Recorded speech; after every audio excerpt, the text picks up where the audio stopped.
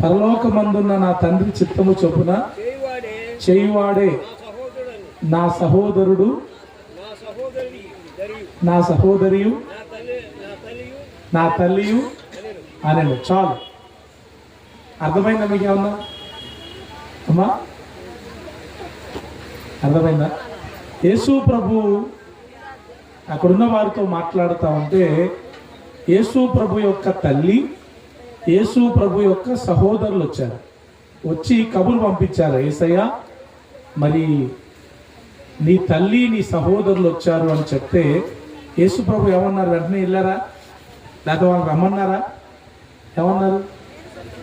ఎవరు నా తల్లి, ఎవరు నా సహోదరులు, ఎవరంట? ఆన్సర్ కూడా చెప్పారు. నా తండ్రి చిత్తము చొప్పున చేయువాడే నా తల్లియు నా సహోదరియు అని చెప్పారు. మీరందరూ యేసయ్యకి ఏమవుతారు? అమ్మా అయ్యా, మీరందరూ యేసయ్యకి ఏమవుతారు? ఏమైనా సంబంధం ఉందా ఆయనకి? మీకు ఉందమ్మా? చెప్పలేండి. ఏమవుతారు? ఏం కారా? బిడ్డలా? మీరు ఆయనకి బిడ్డలా? ఆయన మీకేమవుతారు మరి? తండ్రి. నిజమేనా? నిజమేనా? అని డౌట్ ఉందా? ఏం లేదా? నిజంగా ఆయన మీకు దేవుడు, మీరు ఆయనకి బిడ్డలు. నాకైతే డౌట్ ఉంది మీ మీద.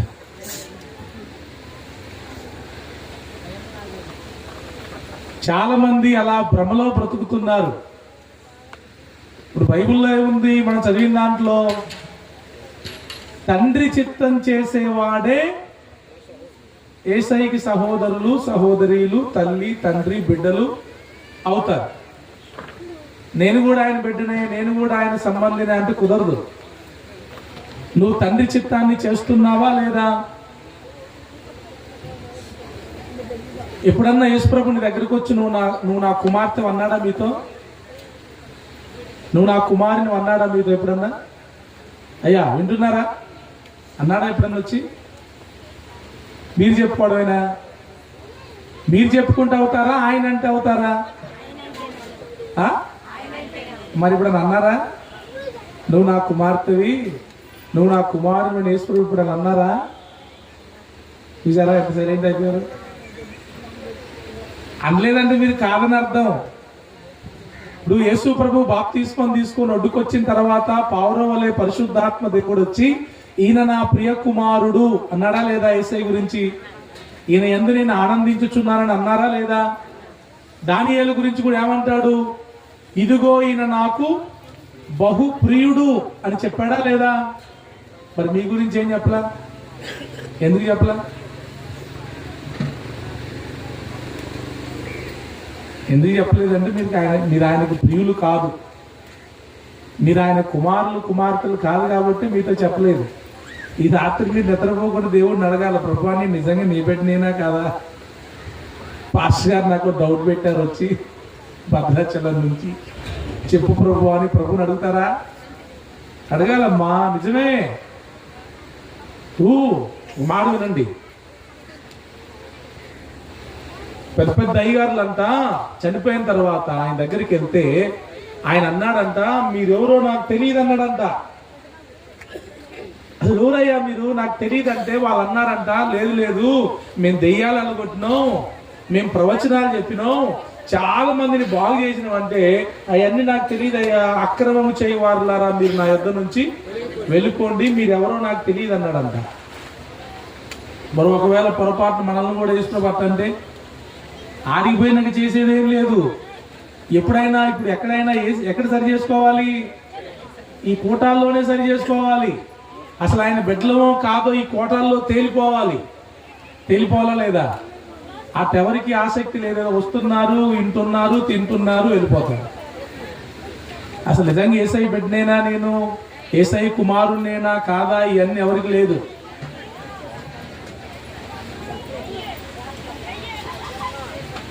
యేసయ్యని మీరు నమ్ముతున్నారా? నమ్ముతున్నారమ్మా? అమ్మా యేసయ్యని మీరు నమ్ముతున్నారా? బాగా వినండి. నమ్ముతున్నారా? ఇంకో ప్రశ్న, మరి యేసయ్య మిమ్మల్ని నమ్ముతున్నాడా? యేసయ్య మిమ్మల్ని నమ్ముతున్నాడా? యేసయ్య మీద మీకు నమ్మకం ఉంది, కరెక్టేనా? మరి మీ మీద యేసయ్యకి నమ్మకం ఉందా? ఉందయ్యా? నాకు డౌటే. మనం యేసయ్య నమ్మడం ఓకే, కానీ అసలైన విషయం ఏంటి తెలుసా? ఆయన మనల్ని నమ్మాలి ముందు. వీడు పర్వాలేదు, ఈమె పర్వాలేదు, ఇలా నమ్మొచ్చు అని యేసు మనల్ని నమ్మాలంటే మనం ఎంతో దేవునికి నమ్మకమైన వారంగా ఉండాలి. ఈ రోజుల్లో నమ్మకస్తులు ఉన్నారా? కోటాలు పెడితే రావట్లేదంట, పాస్టర్ గారు చెప్తున్నారు. ఇంకా మిమ్మల్ని ఎట్లా నమ్ముతారండి? మీ సంఘంలో మీకోసం మీ పాస్టర్ గారు ఎంతో కష్టపడి కోటాలు పెడితే మీరు కోటాలకు రాకుండా ఇంటికాడ ఆగి ఉంటే మీరు ఎట్లా నమ్మకస్తులు అవుతారా? అవరు. యేసు ప్రభువుకి మనము పిల్లలుగా ఉండాలంటే, యేసు ప్రభువుకి మనం బిడ్డలముగా ఉండాలంటే ముఖ్యంగా ఆయన చిత్తాన్ని చేయాలి. అందరూ అనండి, ఆయన చిత్తాన్ని చేయాలి. ఇంతకీ ఆయన చిత్తం అంటే ఏంటో తెలుసా మీకు? ఊతపదం అయిపోయింది ఇదంతా. ప్రతి ఒక్కరు దేవుని చిత్తం అండి, దేవుని చిత్తం అండి, దేవుని చిత్తం అండి అంటారు, కానీ అసలు దేవుని చిత్తం అంటే ఏంటి? దేవుని చిత్తం అంటే ఆయన ఇష్టం.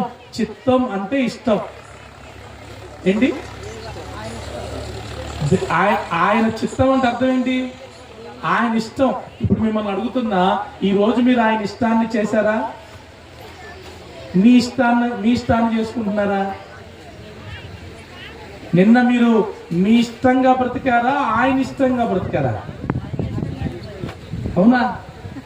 బాబోయ్, గొప్పలు. మీరు ప్రార్థన చేశారా? బైబిల్ చదివారా? ప్రార్థన చేయలేదనుకో, అది మీ ఇష్టం. ప్రార్థన చేస్తే దేవుని ఇష్టం. వాక్యం చదివారనుకోండి, అది ఆయన ఇష్టం. చదవలేదనుకో, అది నీ ఇష్టం. ఏమా బైబిల్ ఏం చదవాలా అంటే నా ఇష్టం అంటున్నారు కొంతమంది. దేవుని ఇష్టం ఏంటి?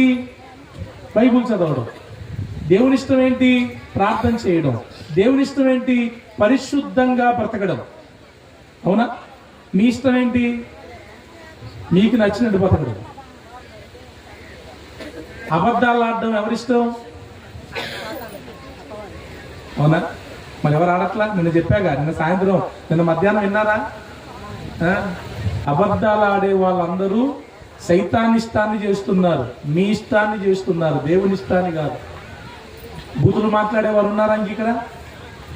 విశ్వరూపం ఇంటి దగ్గర కనపడుద్ది. ఇక్కడ అందరూ తెల్లబట్టలు వేసుకొని మంచి కొంగులు వేసుకొని ప్రైజ్లాడండి అని ఇక్కడ బాగానే ఉంటారు. ఇంటికి పోయినాక భార్య దగ్గర, భర్త దగ్గర, పిల్లల దగ్గర, ఇంటి పక్క వాళ్ళ దగ్గర మీ నిజ స్వరూపం బయటకు వచ్చింది. అక్కడ కూడా దేవుని ఇష్టాన్ని చెయ్యాలి. అక్కడ కూడా దేవుని ఇష్టానుసారంగా బ్రతకాలి. ఈ రోజున చాలా మంది అపవిత్రంగా బ్రతుకుతూ నేను దేవుని చిత్తం చేస్తున్నా అనుకుంటున్నారు. తప్ప కాదా? ఖచ్చితంగా తప్పే కదా. బాప్తిస్మం తీసుకోకుండా ఉండి కూడా నేను దేవుని చిత్తానుసారంగా బ్రతుకుతున్నాను అనుకుంటున్నాను. మందిరానికి రాకుండా కూడా నేను దేవుని ఇష్టానుసారంగా బ్రతుకుతున్నా అనుకుంటున్నాను. దేవుడు మనల్ని బలా నమ్మకమైన మంచి దాసురాలా అనిపించుకోవాలంటే మనం దేవుని ఇష్టాన్ని ఈ భూమి మీద చేయాలి. నీ ఇష్టం ఏంటో చెప్పు ప్రభువా, నేను చేస్తానని ఎప్పుడైనా ప్రార్థన చేశారా? దేవుని అడిగారా? అడగరు. నీకు నచ్చింది చేసి ఇది నీకు ఇష్టమేనా, ఇది నీ ఇష్టమే ప్రభువా అంటాం మనం. మన ఇష్టం చేసి ఆయన ఇష్టానికి ఆపాదిస్తాం. మీకు మంచి మాట చెప్తా వినండి. అబ్రహాము, ఇస్సాకు, యాకోబు, మీకు తెలుసా? ఇది ముగ్గురు. తెలుసా తెలీదా? ఎప్పుడు చూస్తున్నారు మీరు? బైబిల్లో ఉన్నారు. అబ్రహాం ఎవరు? అబ్రహాంకి యాకోబు ఏమవుతాడు? అబ్రహాంకి యాకోబు ఏమవుతాడు? ఏమవుతారమ్మా? మీరు బైబిల్ చదివేవాళ్ళు కాదు, అందుకే మీకేం తెలియట్లా. ఏమవుతారు? మనవడు. మాకు గట్టి చెప్పండి. అబ్రహాము యాకోబు ఏమవుతాడు? మనవడు. యోసేపు ఏమవుతాడు? ముని మనవడు. మరి ఇస్సాకు ఏమవుతాడు? అమ్మా కొడుకు. తెరాహు తెరాహు తెరాహు తెలుసా? తెలీదా? అబ్రహాం తండ్రి పేరు ఏం పేరు? అయ్యా మరి చెప్పరే మరి. వీళ్ళు ఎప్పుడైనా యేసయ్య మా దేవుడు అని చెప్పుకున్నారా? చెప్పుకున్నారా? ఏంటో ఏం చెప్తే ఏమైందని భయపడుతున్నారు. ఇక్కడ గిఫ్ట్లు లేవు, మీకు తిట్లు లేవు. ధైర్యంగా చెప్పండి. చెప్పుకున్నారా? వాళ్ళు చెప్పుకున్నారా లేదో నాకు తెలియదు, కానీ దేవుడు మాత్రం వారి గురించి చాలాసార్లు చెప్పాడు. ఏమని? నేను వాళ్ళ దేవుణ్ణి అని. నేను అబ్రహాము దేవుణ్ణి, ఇస్సాకు దేవుణ్ణి, యాకోబు దేవుణ్ణి ఎన్నిసార్లు చెప్పాడు దేవుడు? చాలాసార్లు బైబిల్లో చెప్పాడు. ఏది గొప్ప ఆలోచించండి. ఆయన మా దేవుడు అని చెప్పుకోవడం గొప్ప, లేకపోతే దేవుడే నేను వాళ్ళ దేవుణ్ణి అని చెప్పుకోవడం గొప్ప? అయ్యా నా ప్రశ్న మీకు అర్థమైందా? దేవుడు మన గురించి చెప్పుకుంటూ నేను పలానా నెహెమ్యా దేవుణ్ణి అని చెప్పుకోవాలా, నేను పలానా సోమేశ్వరరావు గారి దేవుణ్ణి అని చెప్పుకోవాలా? మీ పేరు కూడా పెట్టుకోండి. మోషేతో దేవుడు మాట్లాడుతున్నప్పుడు ఎవరయ్యాను అని మోషే అడిగితే నేను అబ్రహాము, ఇస్సాకు, యాకోబు దేవుణ్ణి అన్నాడు. ఎంత గొప్ప విషయం అది.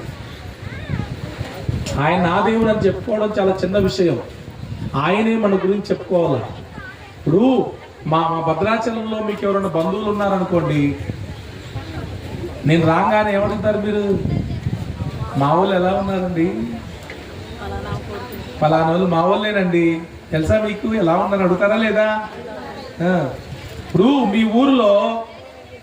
ఊరిలో క్రైస్తవులు ఉన్నారు కదా, చచ్చిపోతారు కదా, చచ్చిపోయినప్పుడు ప్రభు దగ్గరికి వెళ్తారు కదా, వెళ్ళినప్పుడు దేవుడు వాళ్ళని ఏమడగాలి? మీ ఊర్లో నా కుమార్తె ఉన్నది, మీ ఊర్లో నా కుమారుడు ఉన్నాడు, ఎలా ఉన్నాడని అడుగుతాడా దేవుడు? దేవుడు అడుగుతాడా మిమ్మల్ని గురించి? మిమ్మల్ని గురించి అడగాలంటే మీరు వాళ్ళ దేవునికి నిజంగా ప్రియమైన వారై ఉంటే మిమ్మల్ని అడుగుతారు.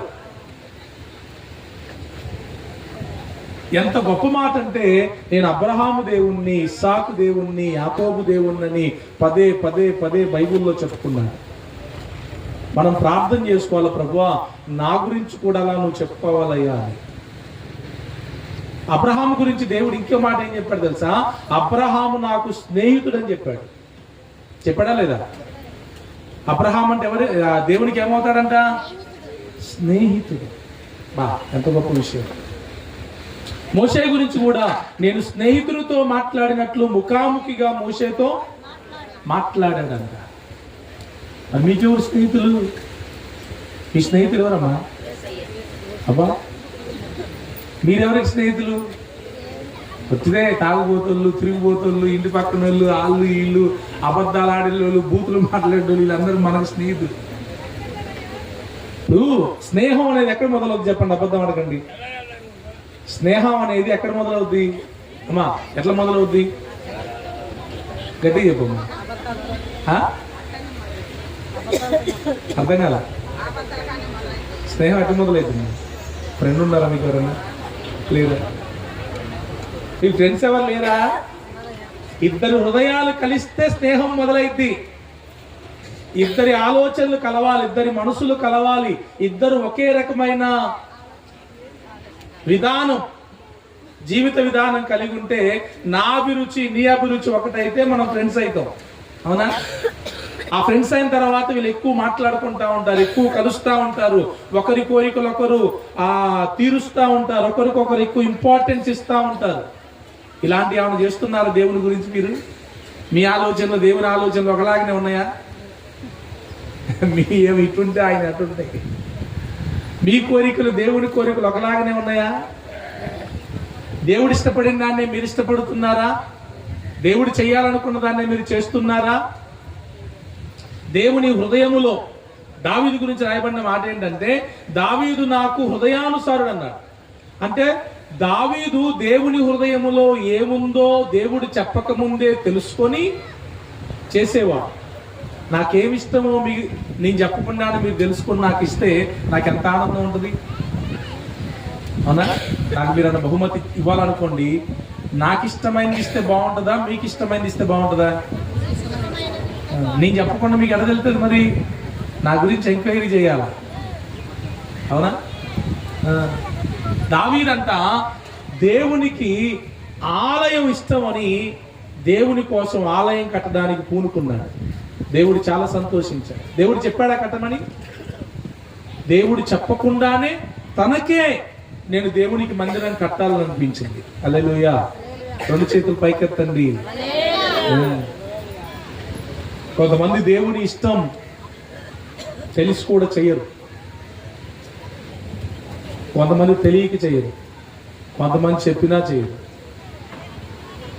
భూమి మీద వాళ్ళ ఇష్టాన్ని వీళ్ళ ఇష్టాన్ని మన ఇష్టాన్ని చేయడం కోసం మనం ఇక్కడ లేవు.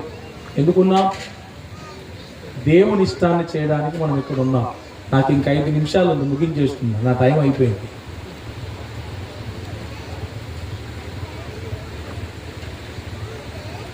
అందుకే దావీదు గురించి నా హృదయానుసారుడని, దావీదు గురించి బైబిల్లో ఇంకో మాట ఏం రాయబడింది తెలుసా?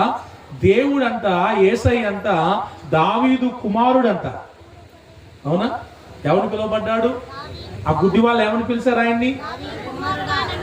సన్ ఆఫ్ డేవిడ్, దావీదు కుమారుడా. బా, ఎంత గొప్ప విషయం.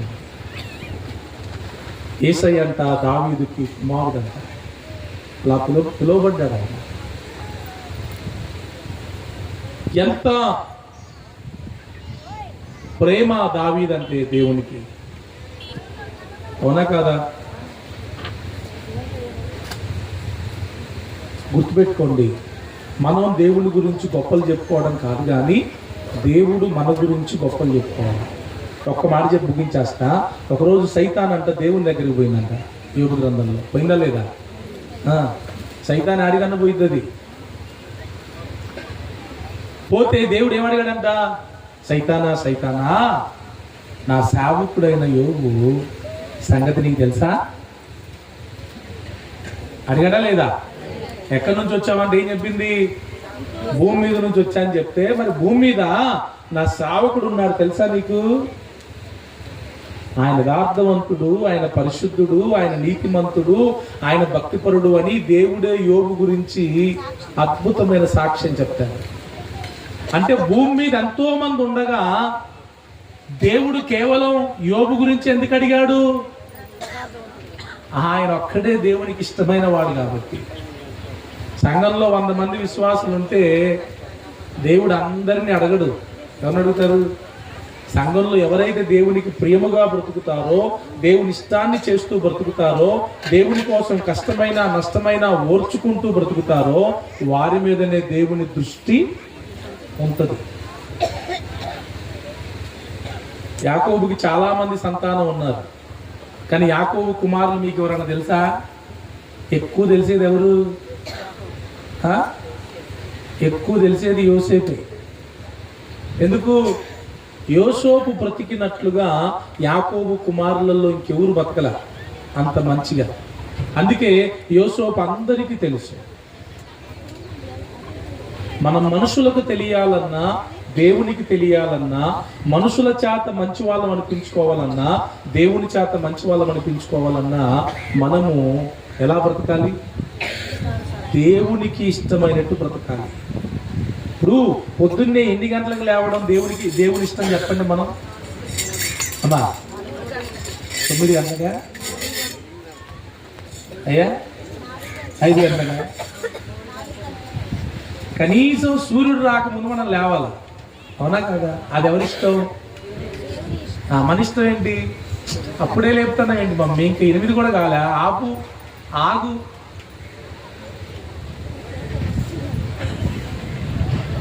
సోమరిపోతులు ఎందుకయ్యారు, నిద్రపోతులు ఎందుకయ్యారు జనాలు? మార్క్స్ వార్తలు ఈరోజు నేను చదివాను. ఆయన ఇంకా పెందల కాడనే చీకటి ఉండగానే అరణ్యమునకు వెళ్ళి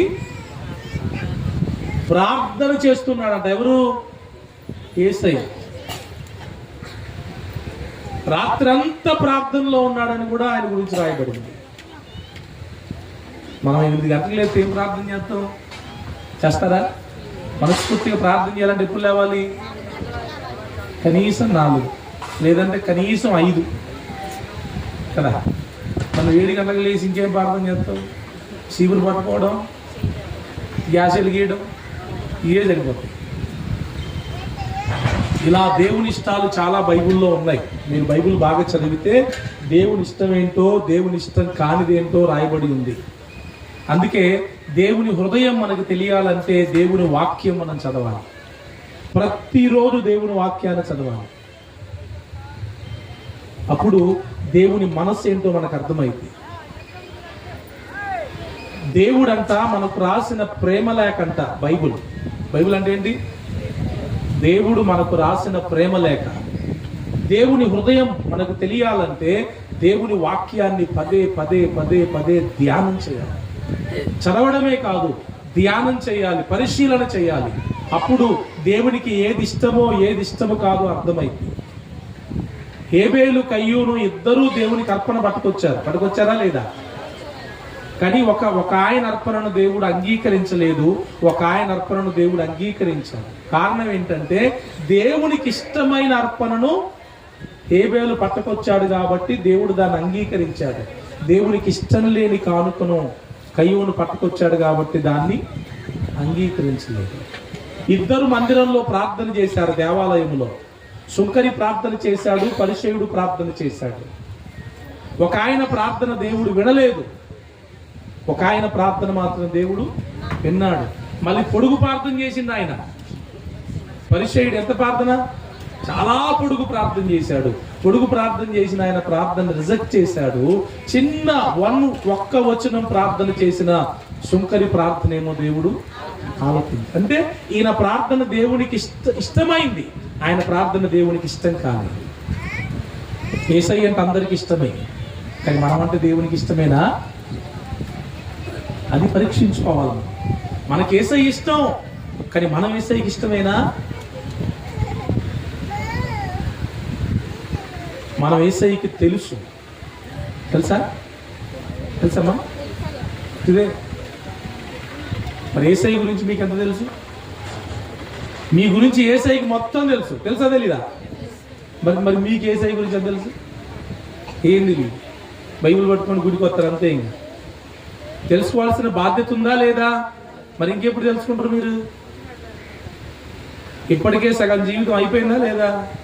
ఇంకా రేపు ఎల్లుండి ఉండటం లేదో తెలియదు. ఇక్కడ ఉన్న వాళ్ళు ఎన్నిసార్లు బైబిల్ చదవాలి చెప్పండి? ఇప్పటి వరకు ఒక్కసారైనా బైబిల్ ఉన్నదా? పూర్తిగా చేయొద్దండి. 1 అమ్మా 2 3 ఇంతమంది ఉంటే ఒక 100 మంది ఉంటే ఒక 4 చేతులు లేస్తుంది. 200కు పై సార్లు కూడా భక్తులు బైబిల్ చదివారంట. 200 కంటే ఎక్కువ సార్లు చదవచ్చు కూడా బైబిల్ చదవట్లేదంటే మీ అంత మిమ్మల్ని ఏమన్నా తెక్కకూడదు అనుకుంటా. మళ్ళీ మేరీ గారు కంప్లీట్ చేసి మళ్ళీ ఆయన పిలవకని చెప్తున్నాను. బైబిల్ చదవకపోతే నాకు బీపీ లేచిపోయింది. అసలు ఖచ్చితంగా బైబిల్ చదవాలి. తిండి తినక ముందే. ఏంటి తిండి తింటే ముఖ్యం కాదు, వాక్యం ఆత్మీయమైన ఆహారం. ఇది ఆత్మీయమైన ఆహారమా కాదా? ఏది మంచి ఆహారం? ఇది మంచిదా? అక్కడ మాంసం కూడా మంచిదా? దాని మీద ఉన్నంత శ్రద్ధ దీని మీద ఎంతమందికి ఉందమ్మా? ఉందా? హల్లెలూయా. ఉండాలి. దాని మీద తక్కువ ఉండాలి, దీని మీద ఎక్కువ ఉండాలి. ఉపవాస ప్రార్థనలు చేస్తారా మీరు? బీపీ అండి, షుగర్ అండి, కుదరదండి. ఉపవాస ప్రార్థన చేయకపోతే ఆత్మీయంగా ఎదగలేరు. ఖచ్చితంగా ఉపవాస ప్రార్థన చేయాల్సిందే. చేయాలా లేదా? బైబిల్ ఏం చెప్తుంది? చేయమందా వద్దన్నదా? ఇలా చెప్పుకుంటూ పోతే చాలా విషయాలు దేవుని ఇష్టం మనకు తెలియాలంటే దీన్ని చాలా బాగా చదవాలి, ఒళ్ళు దగ్గర పెట్టుకొని చదవాలి.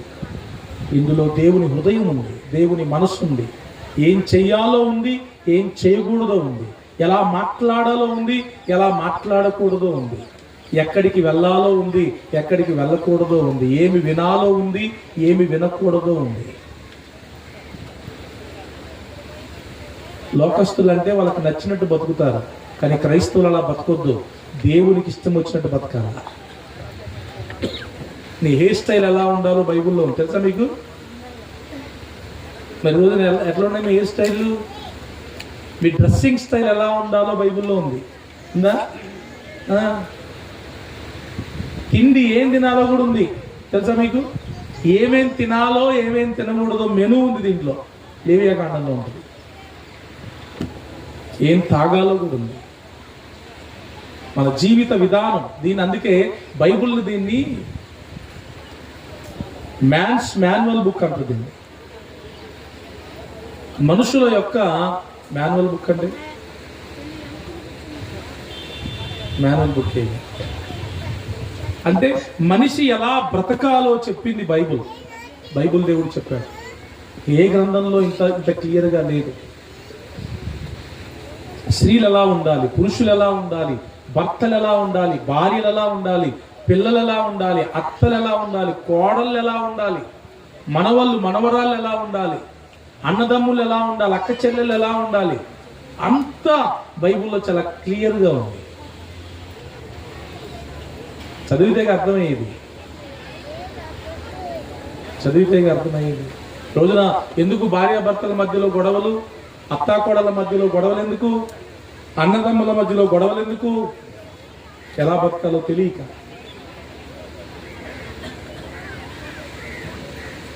సో ప్లీజ్, నేను ముగించేస్తున్నాను.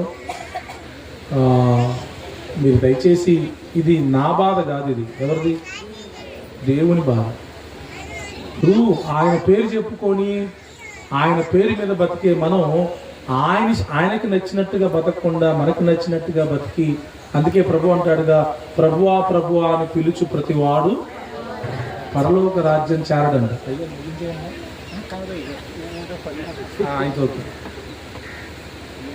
ఏం చెప్తున్నా మీకు? ప్రార్థన చేసిన అందరూ పరలోకం పోరు. ఎందుకంటే మన ప్రార్థనలో కూడా స్వార్థం. ఏంటి? ప్రార్థనలో నన్నే దీవించు ప్రభు, నన్నే దీవించు. ఎవరిని దీవించద్దు, నీ ఒక్కరిని బాగుంటే చాలు. ఇంకా దారుణం ఏంటి తెలుసా? నేను బాగుపడపోయినా పర్లేదు, కానీ వాడు మాత్రం బాగుపడకపోతే వాడు ప్రార్థన చేస్తాడు. ఏం ప్రార్థనలు? ఎలా ప్రార్థన చేయాలో తెలియదు, ఎలా బైబిల్ చదవాలో తెలియదు, ఎలా పరిశుద్ధంగా బ్రతకాలో తెలియదు. మన జీవితంలో దేవుని చిత్తం ఏంటంటే మనం పరిశుద్ధంగా బ్రతకడం, అపవిత్రత అంటకుండా బ్రతకడం, చూపుల్లో, క్రియల్లో, పద్ధతుల్లో, మాటల్లో, జీవితం మొత్తం అడుగుడుగున పరిశుద్ధంగా బ్రతకాలి. దానియేలుకు అర్థమైంది, ఈ ఆహారం నేను తినకూడదని. తిన్నాడా? అస్సలు తిన్నా. నోటిని అపవిత్రం చేసుకోలేదండి. రాజు యొక్క భోజనం అంటే ఎంత శ్రేష్టంగా ఉంటుంది. అయినా కూడా దానియేలు అన్నాడు, no, I will not eat this food అన్నాడు. ఆకలి అవుతుందని ఎందుకు తినేస్తారా? మీకు వచ్చింది తెలుసా? యేసుప్రభు 40 రోజులు ఉపవాస ప్రార్థన చేశాడా లేదా? బాప్తిజం తీసుకున్న వెంటనే చేశాడుగా. ఉపవాస ప్రార్థన అయిపోయినాక ఆకలి అయింది ఆయనకి. ఆకలి అవ్వగానే ఫస్ట్ ఎవరు వచ్చారు తెలుసా? సైతాన్ వచ్చింది. సైతాన్ వచ్చి ఏమన్నా మంచి సలహా ఇచ్చింది, ఉచిత సలహా ఇచ్చింది. ఏంటది? ఈ రాళ్ళను రొట్టెలు చేసుకొని తినేయి అన్నది. మనమైతే థ్యాంక్ యూ సాతాను, భలే ఆలోచన చెప్పావు, వెరీ గుడ్ అని అమ్మటే రాళ్ళను రొట్టెలు చేసుకొని తినేస్తాం. దేవుడు అట్లా అనలా. ఏమన్నాడు? సైతానా, మనిషి రొట్టె వలన బ్రతకడు కానీ దేవుని నోట నుండి వచ్చు ప్రతి మాట వలన బ్రతుకుతాడన్నాడు. సైతానికి జన్మ తిరిగిపోయింది. కొంతమంది మనకి సైతాన్ లాగానే వచ్చి ఉట్టుట్టి సలహాలు ఇస్తూ ఉంటారు. మీరై దేవుని సలహాలను పాటించారనుకోండి, మొత్తం జీవితం మొత్తం అయిపోయినట్టు మీరు. అందుకే ఎవరు సలహాలు పడితే వాళ్ళ సలహాలు మీరు తీసుకోకూడదు. ఒక్క ఆలోచన, వన్ ఐడియా, మొత్తం మార్చేస్తుంది. జాగ్రత్త. మరి అది సైతాన్ ఆలోచన దేవుని ఆలోచన తెలుసుకొని పాటించాలా. సలహాలు ఇచ్చే వాళ్ళు చాలా మంది ఉంటారు. సలహాలు ఇచ్చే వాళ్ళందరూ మనకేం మన ప్రియులు కాదు. వాళ్ళు ఈ రోజుల్లో మనం బాగుపడాలని కోరుకునే వాళ్ళు చాలా తక్కువ ఉన్నారండి. ఎడుదిరిగి మనల్ని నాశనం చేసే వాళ్ళు ఎక్కువ మంది ఉన్నారు. అందుకే అందరి ఆలోచనలు తీసుకోకండి. దేవుని ఆలోచన ఏంటో దాన్ని తీసుకోండి. నేను తినన్నాడు దేవుడు, వాళ్ళ భక్తులు చేసుకోలా.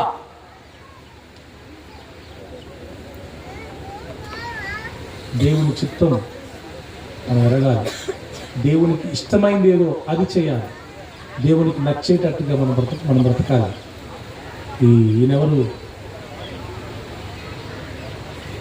ఒక దైవజనుడు పిఠాపురం దగ్గర, ఆయన పేరు గుర్తురాట్లేదు నాకు, పాట రాశారు. నీకు నచ్చేలాగా నీవు మెచ్చేలాగా నేను జీవిస్తాను. ఇసుపల్లి సుధాకర్ గారు. యేసయ్యా నా బ్రతుకుకు అది మేలయ్యా. ఇదంతా ఎలా జీవించాలంట? నీకు నచ్చేలాగా మీరు మెచ్చేలాగా నేను జీవిస్తాను యేసయ్యా నా బ్రతుకుకు అది మేలయ్యా.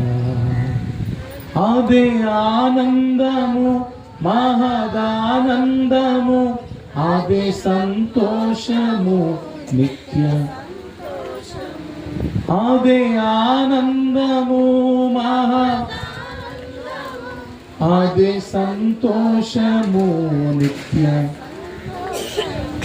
మీకు నచ్చేలాగా మీరు మెచ్చేలాగా నేను జీవిస్తాను యేసయ్యా నా బ్రతుకుకు నేను జీవిస్తాను యేసయ్యా.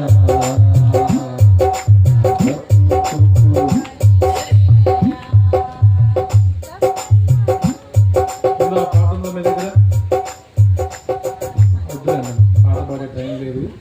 దేవుని చిత్తమైతే సాయంత్రం బాగా కదా. మనం ఆయనకు నచ్చేలాగా బ్రతకాలి. కొంతమంది మనుషులకు నచ్చాలని, మనుషులని ఆకర్షించడానికి, మనుషుల్ని ఇంప్రెస్ చేయడానికి ఎన్ని బాధలు పడతారు. అవునా? ఇప్పుడు ఈ బ్యూటీ పార్లర్లు అన్నీ ఎందుకున్నాయి? చూడండి, జిగేలు దగ్గేలు అనాలి. అంతే ఏమైంది? వాళ్ళు చూసి నేను మెచ్చుకుంటే ఏమొచ్చింది? నువ్వు ఒకటి వచ్చి నువ్వు గ్రేట్ అయ్యా అంటే ఏమైనా వచ్చిద్దా? ఇంకా చాలా డేంజర్ తెలుసా? బైబుల్లో ఏముంది? ఎవడైనా నిన్ను పొగిడితే నీకు మంచిదన్నడా శ్రమ అన్నడా? మరి బైబుల్ తెలుసా మీకు? పొగిడితే శ్రమ అట. మరి మన మనసు ఎట్టుంటుంది? అందరు నన్నే పొగడాలి, అందరు నన్నే మెచ్చుకోవాలా, నా చెప్పులు మెచ్చుకోవాలా, నా గాజులు మెచ్చుకోవాలా, నా చెవులకున్నవి మెచ్చుకోవాలా, నా చీర మెచ్చుకోవాలా, నా పాయింట్ మెచ్చుకోవాలా, నా సొక్కా మెచ్చుకోవాలా. ఏది మెచ్చుకునేది? బట్టలు ఉన్నది శరీరాన్ని కప్పుకోవడానికి, మెచ్చుకోవడానికి కాదు. షాపింగ్కి పోతే ఎన్ని బాధలు, ఆడ ఎన్ని గంటలు ఉండాలో. 100 చీరలు పడేస్తే ఒక్క కొనుక్కోవడానికి 2 గంటలు పడుతుంది. నీకు నచ్చిందా? ఇది నచ్చిందా? అది నచ్చిందా? ఇది నచ్చిందా? ఏంటి నచ్చేది నీకు? శరీరం కనపడకుండా బట్టలు కప్పుకోమని బైబిల్ చెప్తుంది. ఇప్పుడు అదేమో ఫ్యాషన్ అయిపోయింది.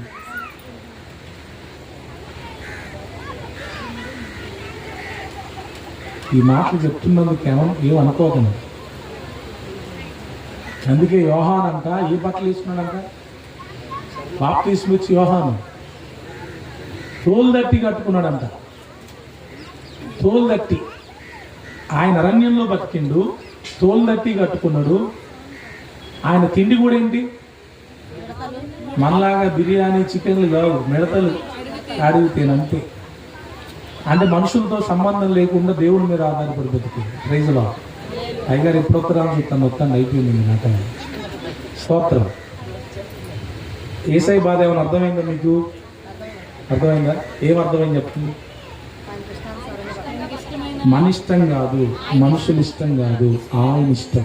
ఆయన చిత్తం అంటే ఏంటి? ఆయన ఇష్టం. మనం ఎప్పుడైతే ఆయనకి ఇష్టంగా బ్రతుకుతామో మన దేవుడు అని ఆయన చెప్పుకుంటాడు. మనం ఆయనకు ఫ్రెండ్ అవుతాం, ఆయనకు మనం స్నేహితులం అవుతాం, ఆయనకు తల్లి తండ్రి సహోదరులు అన్నీ అయిపోతాం. అటువంటి గొప్ప కృపా ప్రభు మనందరికీ అనుగ్రహించును గాక. చిన్న మాట ప్రార్థన చేద్దామా? రైట్. యేసయ్యా, ఇంతకాలం మనుషుల ఇష్టం కోసం లేకపోతే నా ఇష్టం కోసం బ్రతికారు, కానీ ఈ రోజు నుంచి ఈ సభలలో మీరు మాట్లాడిన మాటను బట్టి మీ ఇష్టమేంటో తెలుసుకొని, మీ చిత్తమేంటో తెలుసుకొని, మీకేది నచ్చుద్దో తెలుసుకొని అలా బ్రతకడానికి నాకు సహాయం చేయండి.